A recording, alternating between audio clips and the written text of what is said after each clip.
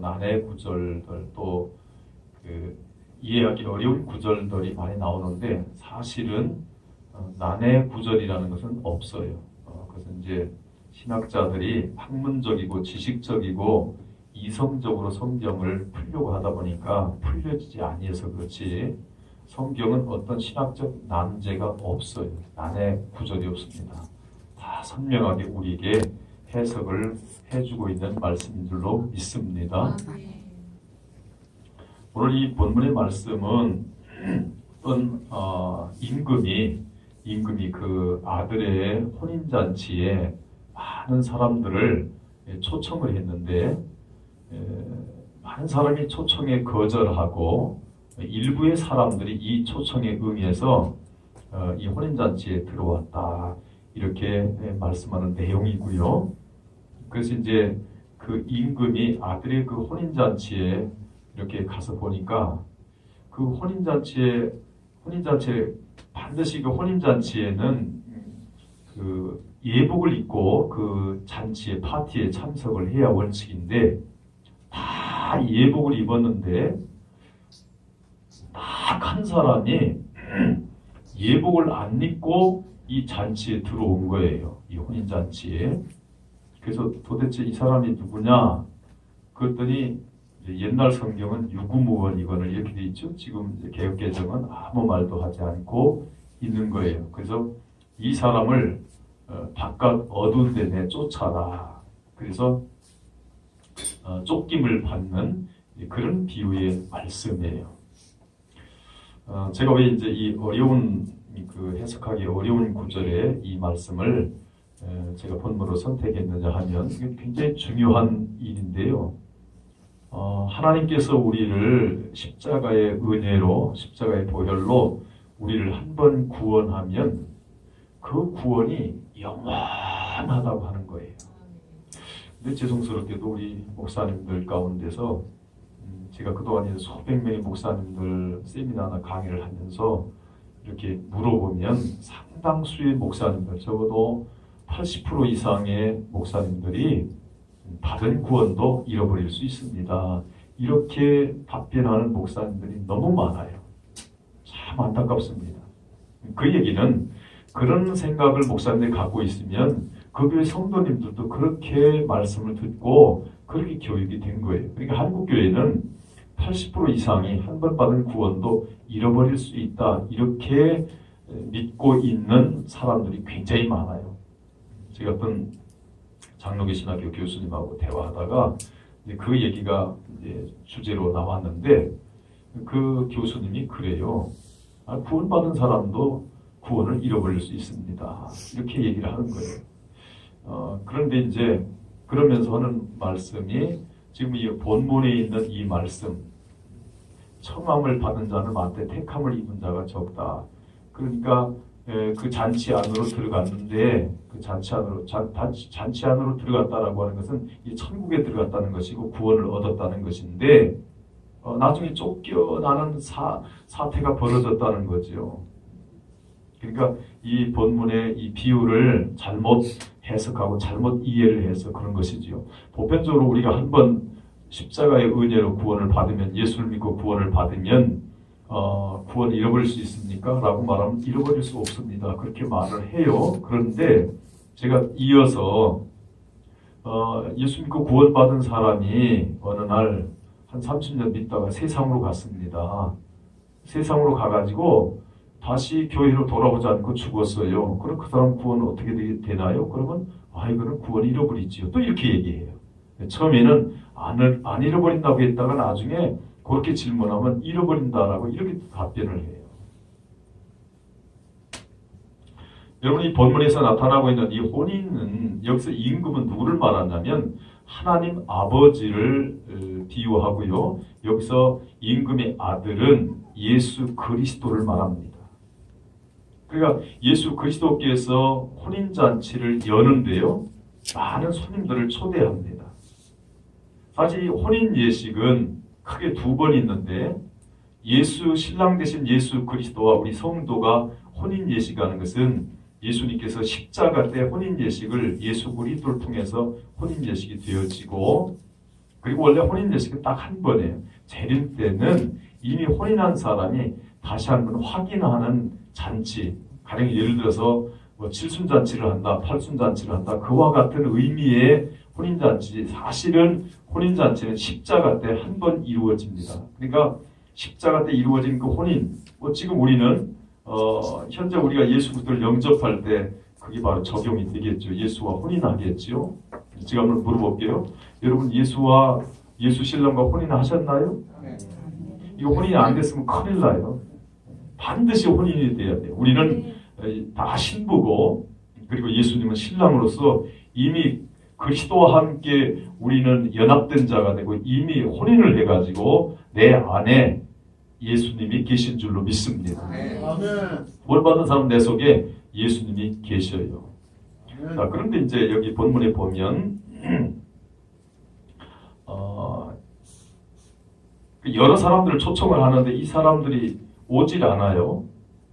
그래서 오지 않고 오히려 6절에 보니까 그 남은 자들은 종들을 잡아 모욕하고 죽이니. 그래서 이 초청에 거절한 사람, 초청에 응하지 않은 사람들을 이게 6절은 이제 십자가로 심판하는 내용이 나오고요. 7절에 임금이 노아의 군대를 보내어 그 살인한 자들을 진멸하고 그 동네를 불살라버려요. 이게 전부 심판의 내용인데요. 여러분 십자가로 심판과 구원을 한다는 사실을 꼭 기억하셔야 됩니다. 우리 한국교회에 보면 십자가로 구원만 하지 심판하는 내용을 너무 몰라요. 심판하는 내용이 엄청나게 많은데요. 전부 예수님께서 십자가로 심판을 해버려요. 그리고 십자가로 구원을 합니다. 여러분 이제 성경 전체 가운데서 보면 구약 성경 중에서 가장 복음의 핵심적인 구절이 창세기 3장 15절이에요. 물론 신구약 전체 통틀어서도 핵심 구절이고요. 그것은 복음 구절이고 복음의 핵심 구절이에요. 십자가를 얘기하는 것이죠. 내가 너로 여자와 원수가 되게 하고 내 후손도 여자의 후손과 원수가 되게 하리니 여자의 후손은 내 머리를 상하게 할 것이요. 여기 여자의 후손은 예수 그리스도를 말하거든요. 내 후손, 여자의 후손이 내 머리를 상하게, 내 머리라는 것은 뱀이잖아요. 뱀한테 하는 얘기잖아요. 이 뱀은 영적으로 그 뱀 속에서 뱀을 이용해서 지금 하와를 유혹한 사단을 얘기하는 것이지 자연적인 뱀을 얘기하는 게 아니에요. 성경은 이 뱀과 아담을 유혹했던 이 뱀과 마귀를 동일시합니다. 그래서 계시록 12장에 보면 용이라고도 하고 마귀라고도 하고 옛뱀이라고도 하고 이렇게 표현하죠. 같이 동일시하고 있어요. 이건 사단에게 하는 말이에요. 내 머리를 상하게 한다. 이 말은 그 마귀를 심판하는 내용이에요. 뱀을 심판하는 내용이에요. 그래서 머리를 상하게 한다. 핵심적인 권세를 빼앗아버린다는 거죠. 그게 뭐로? 십자가로. 근데 너는, 즉 뱀은 그의 발꿈치를, 즉 여자의 후손의 발꿈치를 상하게 할 것이다. 이 여자의 발꿈치를 상하게 한다는 것은 무엇을 얘기하냐면 십자가에서 예수님의 육체를 죽이는 것을 얘기해요. 여러분 예수님의 십자가에 못 박혀 죽으셨는데 누가 예수님을 죽였나요? 예? 누가 예수님을 죽였어요? 예수님 누가 죽인지 몰라요? 아 이거 큰일 나네. 예? 어디 그때 로마의 그 김병장 조상병이 죽였나요? 그렇지 않아요. 성경은 분명히 말해요. 여러 가운데서 얘기하고 있는데요. 예수님을 십자가에 죽인 것은 마귀가 예수를 십자가에 죽였어요.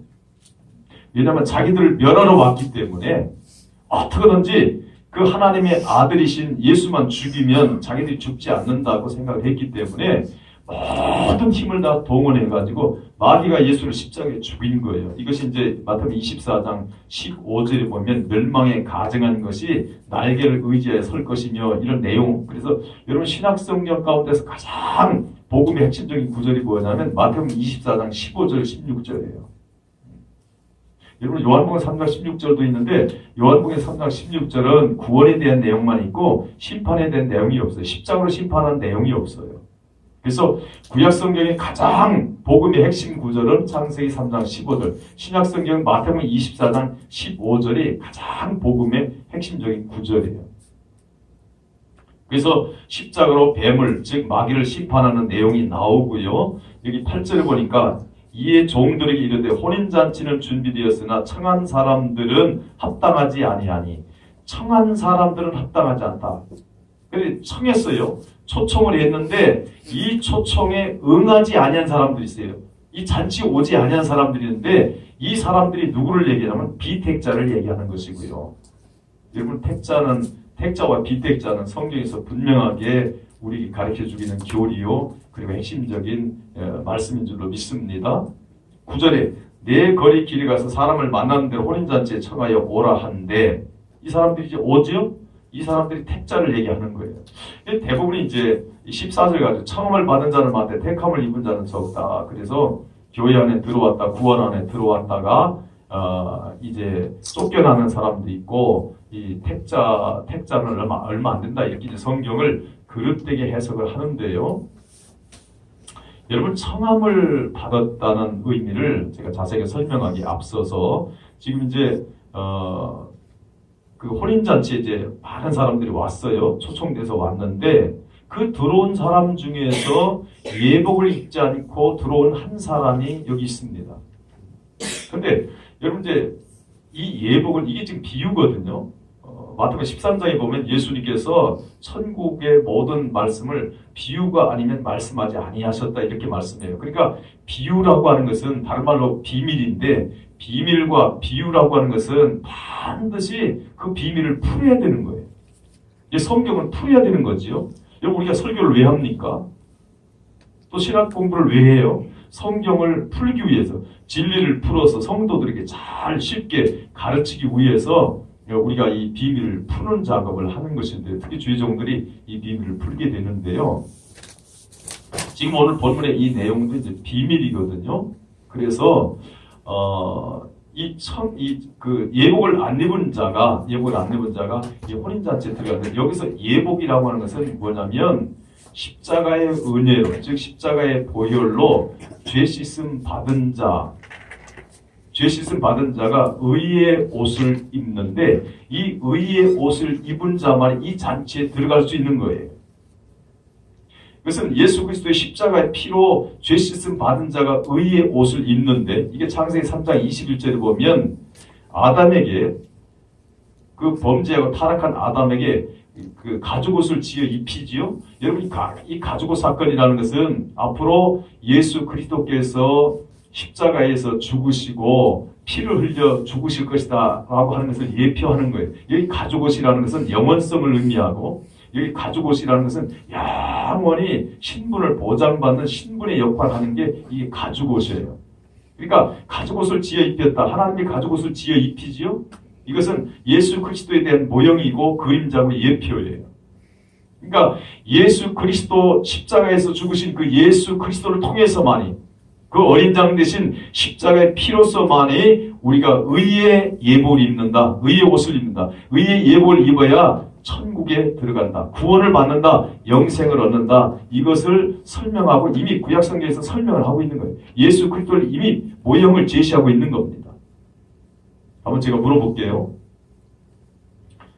십자가의 보혈의 은총으로 죄 씻음 받은 의의 옷을 안 입고 예수 그리스도를 통해서 의의 옷을 안 입고 천국에 갈 자가 있나요?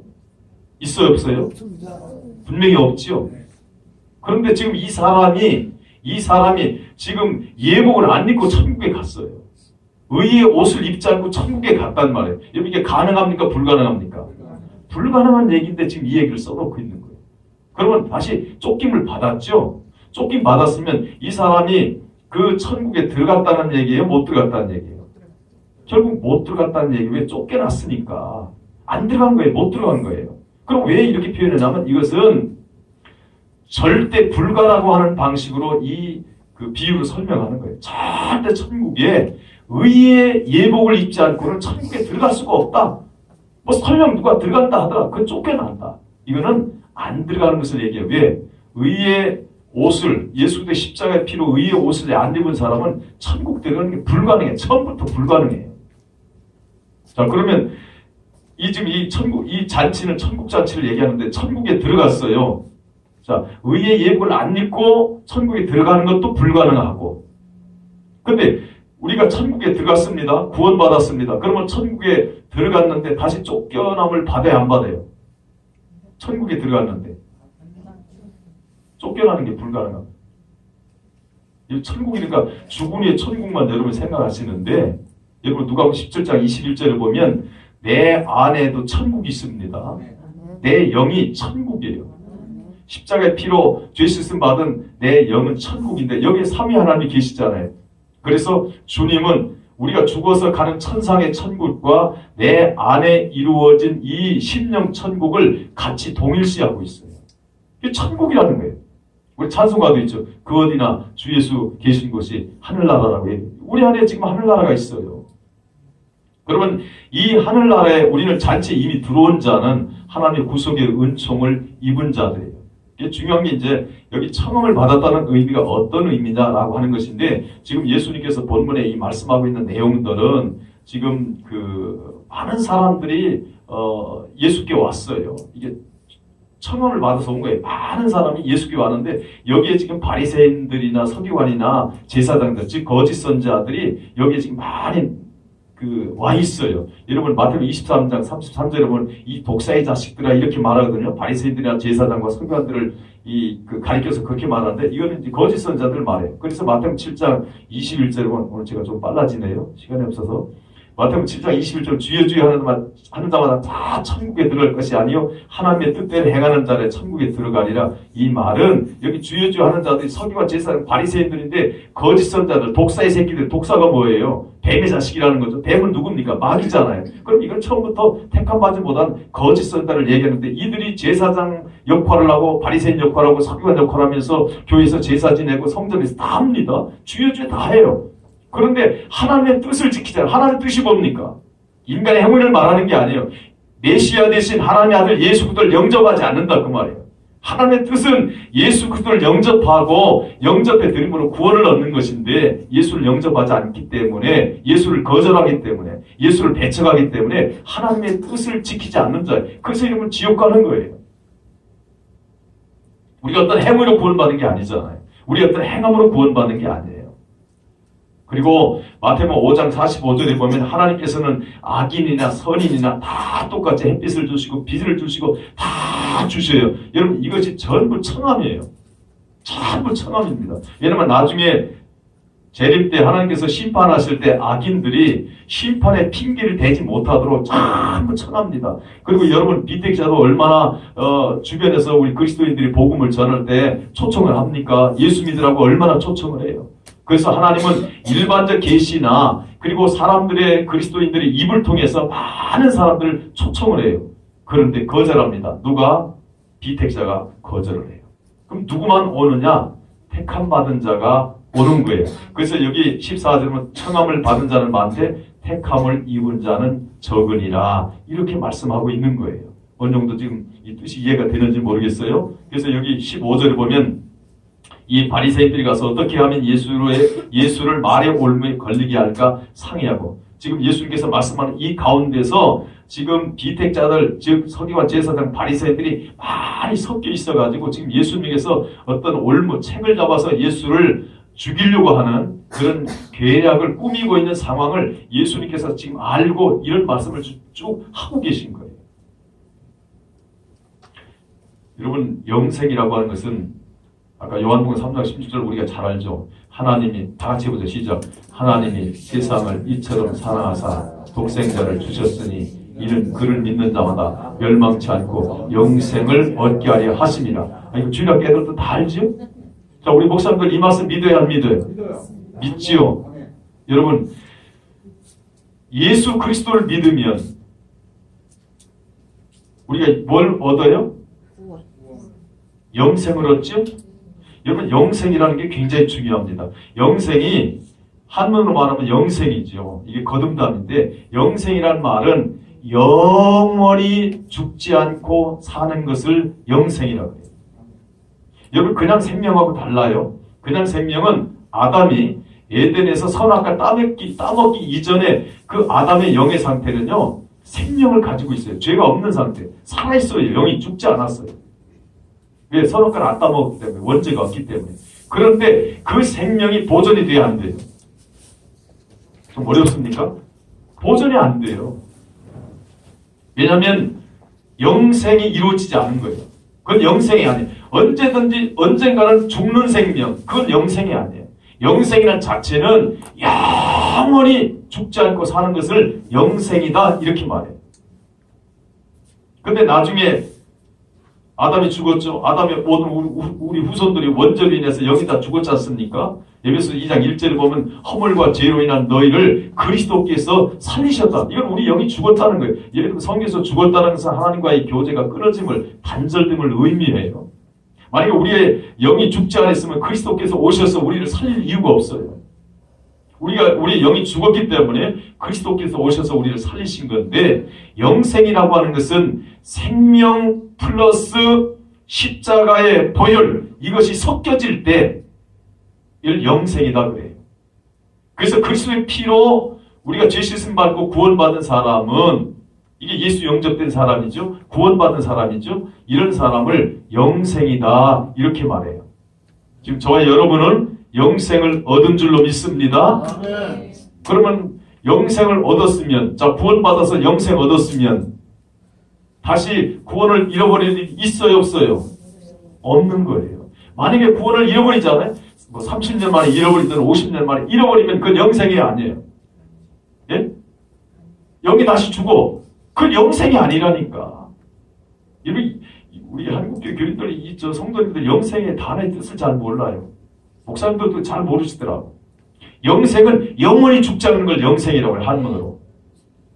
예수 그리스도를 믿어서 구원받았으면 영생을 얻었어요. 영생을 얻었으면 영원히 안 죽는 거예요. 영원히 안 죽어. 세상으로 가서 그는 몸뚱아리가 간 거예요. 육체가 유혹을 받아서 간 거예요. 영은 변함이 없다니까.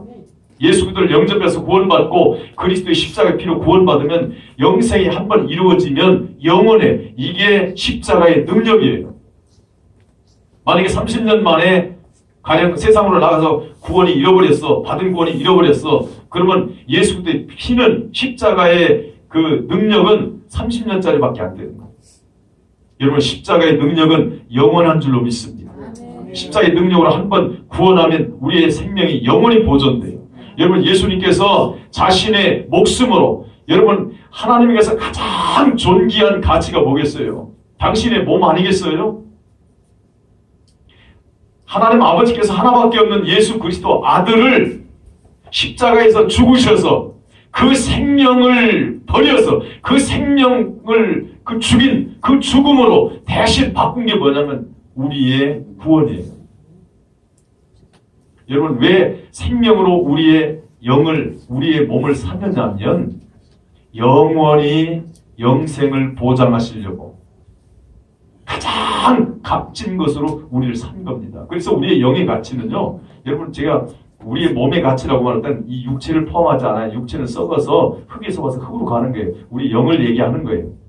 하나님께서는 나 여호와는 외모를 보지 않고 너희 중심을 보느냐 할 때는 그 중심은 영을 얘기하는 것이고요. 외모는 이 겉 몸뚱아리를 얘기하는 거예요. 몸뚱아리는 흙에서 왔기 때문에 흙으로 가는 것이 이치고, 우리의 천국 갈 때 뭐가 갑니까?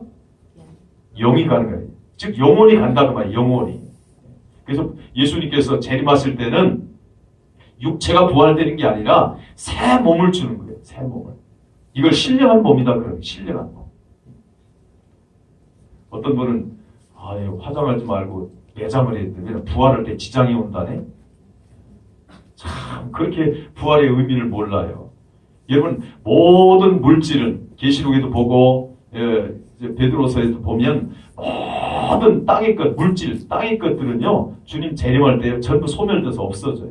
이걸 뜨거운 불에 채질에 녹아진다만 이건 소멸을 의미하는 거예요. 그러니까 새 몸을 줘요. 새 몸을. 이걸 부활이다 그렇게 해요. 새 몸을 주는 거예요. 영원히 썩지 않고 영원히 변함없는, 왜냐하면 영원히 가 있기 때문에 재림 때는 그 영원히 새 몸을 입어요. 그래서 영원한 천국을 누리게 되는 거예요. 지금 낙원에서 안식을 취하고 있잖아요. 몸을 입기를, 새 몸을 입기를 기다리고 있는 거예요. 이 말씀을 하루 종일 해야 되는데 시간이 없어서. 중요한 것은 십자가의 그 보혈과 십자가의 능력으로 예수님께서 우리의 몸을 피값으로 바꿔서 사신 줄로 믿습니다.